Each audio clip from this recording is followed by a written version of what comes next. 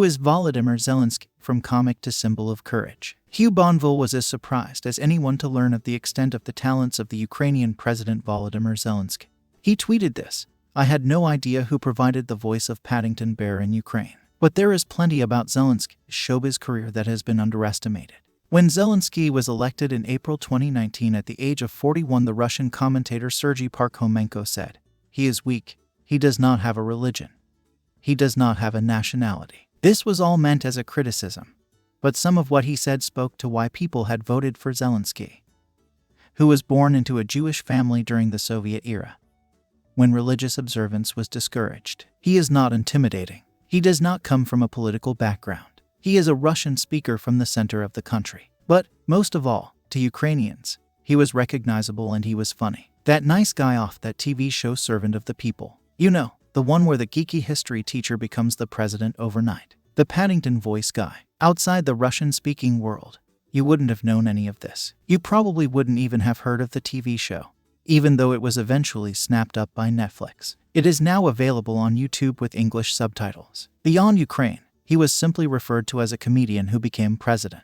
Initial coverage of his landslide victory, in which he won 73.2% of the vote, was derisory. What were the Ukrainians thinking? Who is this guy anyway? He is hardly Ronald Reagan. What a joke. But the word comedian is misleading. It suggests someone who is a not serious and be a solo performer. Zelensky is neither of these things. He has never been a stand-up. The tradition of monologue comedy is fairly new in post-Soviet countries. Perhaps the only post-Soviet stand-up known outside Russia or Ukraine is St. Petersburg-based Igor Mirsin, who performs in Russian and English, and has supported Eddie Izzard on tour. Also, as is now obvious from the viral videos of Zelenskyy's pre-presidential life, his career may have been in entertainment, but he took it extremely seriously. He is a workaholic. He has always meant business and he is a team player. These are the qualities, forged in the sequine furnace of post-Soviet showbiz life, that give him the edge. It is the team player aspect that is really interesting,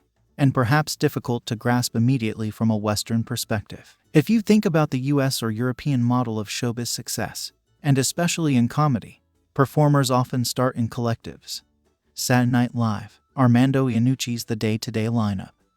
But they rarely stay together. Instead, they usually use the collective as a springboard for a career as a solo performer. Zelensky, however, has always been part of something bigger than himself. He started out in 1995, as a teenager, as an improviser in KVN competitions in his area. KVN, Klub Veselych I Nakhachevic, or Club of the Funny and Inventive, is a beloved institution known throughout the former Soviet Union, which went on to become one of the longest-running shows on Russian television. Its social media feeds have been inactive since the 27th of February. It grew out of the 60 Seconds TV show Večer Veselých Vопроsov, an evening of funny questions, in which performers would compete to come up with the funniest answers, in the style of Whose Line Is It Anyway? Taken off air in the early 70 seconds after it fell foul of the censors, it was revived in 1986 during the era of Glasnost and Perestroika. Zelensky was a keen competitive improviser, and became part of Ukraine's Kvartal 95 team of about 10 players,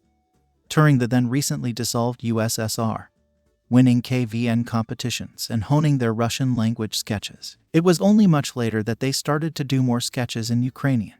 Zelenskyy's story represents the fluidity and divides between Russian and Ukrainian cultural audiences. He is and isn't one of ours. In 2003, Kvartal 95 was established as an independent production company, making TV shows and films for Ukrainian and Russian-speaking audiences. The project got a boost when Zelensky won Ukraine's Dancing with the Stars in 2006, performing with his professional partner, Alina Shevchenko. She is still one of the 196 people he follows on Instagram. He has 13.4 million followers. Highlights included a jive to blue suede shoes, with Zelensky giving it the full pink satin jumpsuit at Elvis, a pencil mustache for a tango to Big Spender, a blindfolded rumba to Sting's The Shape of My Heart, and a quirky American smooth dressed as Charlie Chaplin. His performances were energetic and all-in, and he was super fit. This was, and is, clearly important to him. Until he became president, he would regularly post videos on social media from the gym, or swimming, or jogging in New York. His screen work grew. In 2008, he played Igor, a Russian dentist living in New York, in love in the big city. Igor is one of 3 friends suddenly struck impotent, who must then find the path to true love in order to regain their virility. It is easy to react disparagingly to this, but the film made $9 at the box office, and it is fair to say that Steve Carell's The 40-Year-Old Virgin is not too dissimilar in tone. 2 sequels followed. In Office Romance, Our Time in 2011, he played Anatoly, a financial analyst with a difficult boss. In trying to get promoted, he ends up falling in love with her, after many shenanigans involving a cable car, a motorbike and other vehicles for physical comedy. Arjevsky vs. Napoleon in 2012, a sort of carry-on Napoleon starring Jean-Claude Van Damme. He waived his fee. And Ksenia Sobchak, the daughter of the former St. Petersburg mayor Anatoly Sobchak and rumored to be Putin's goddaughter, was one of Zelenskyy's least successful box office outings, and is positively bizarre to revisit now. Zelenskyy plays a triumphant Napoleon at the moment he has captured Moscow, and is marching on St. Petersburg. Putin is not known as a big cinema fan, but you have to wonder whether he has seen this film. His comedy style is in the realm of Steve Martin or, yes, Steve Carell, over-the-top characters, heavy on punchlines and wordplay, but always on the right side of charming. The films themselves are classic post-Soviet comedy. They would probably read as naive, old-fashioned, or at least a bit politically incorrect to Western audiences. His sketches with K-Vartel-95 are similar to Saturday Night Live, hit-and-miss skits depicting remakes of Shakespeare scenes, mocking influencers, or dressing men up as babushki, old women. Some of their best stuff is visual. The Beyonce-style video that has been shared widely this week is a great example. 4 men cavort in leather crop tops and leggings, attempting sexy acrobatic moves as they sing the praises of Ukrainian delicacies. Borscht, salo, pig fat. Zelenskyy licks his lips as he gazes into the camera. Tsibulia, onion. There are penis jokes galore. Think Benny Hill rather than Monty Python, although the latter has been quoted as an inspiration for Zelenskyy.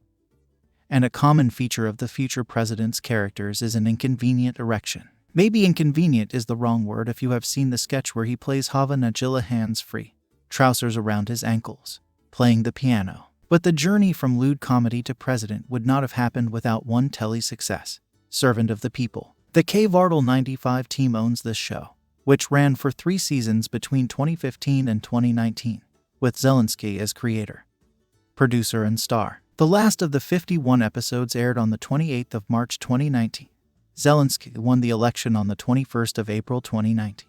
A year earlier, K-Vartel-95 had registered Servant of the People as the name of a new political party. In the series, Zelenskiy plays Vasyl Petrovych Holoborodko, a hapless history teacher who is accidentally propelled to the presidency when a video of him berating the government goes viral.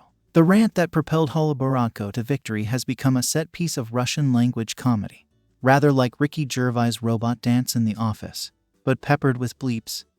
Every other word is a swear word. The language content of Servant of the People is interesting. It is in Russian and Holoborodko is a Russian-speaking Ukrainian, but some characters speak Ukrainian. The famous rant, though, is in Russian, and it is a masterclass in how swearing is its own language, a belief strongly held by Russian speakers. Beneath the bleeps, you can make out Okyani and Pokai fucking suka, literally, bitch, usually used as for fuck's sake, pederasty, literally, pederasts, meaning bastards, and pizdits cunt. The rant ends, I wish every teacher lived like the president. And the president, that cunt, lived like a teacher. I'm telling you that as the teacher of history that I am. Even though you don't give a fuck. Pederasty. Billions have seen this clip since 2015 and associate Zelenskyy with it, in a good way. There is an ironic parallel with the real-life viral videos coming out of Ukraine at the moment, which are peppered with the exact same words. As Ido Vok wrote in The New Statesman, a Russian friend said to him this week, why are we fighting people who swear like us? Zelenskyy and Holoborodko represent an ordinary bloke who is at the end of his tether and can really, properly swear. The trump card evident now, though, is Zelenskyy's status as a team player. In his speech to the Russian people last week, he asked them to question official propaganda. Why would he support a war that targets cities he knows and loves? To shoot who? To bomb what? Lugansk, the home of my best friend's mother. The place where his father is buried. The best friend he is talking about is Yevgeny Koshevoy, known as Lysy. Baldy, you can see him dancing in the Beyonce video, whose family are indeed from Lugansk. The pair have worked together for 18 years and shared the stage in the spring of 2014 when the Kvartal 95 troupe performed to soldiers on the front line when the war began in Donbass. Koshevoy once said of this time, "People told us they were smiling at our jokes, smiling for the first time in weeks." That night, he has also testified to Zelenskyy's work ethic. Once he got terribly sick with salmonella from a bad egg, but still came out on stage to perform a concert. "We carried him to the stage." David Baddiel tweeted this week, "One thing about Volodymyr. I don't think he's going to be looking back on his time, which I hope continues for many years yet, and thinking he didn't drink fully from the cup of life. The show must go on." The Guardian is the source of the script. Are you looking to earn working remotely, from anywhere with maximum flexibility and convenient? Do you have a talent or services to offer to your clients? You have great chance of working on several jobs or projects for multiple clients at one time. Or are you a business owner or employer who are looking for hiring freelancer to work on your project? Well, if that's yes, please click the link below to learn more about and get started.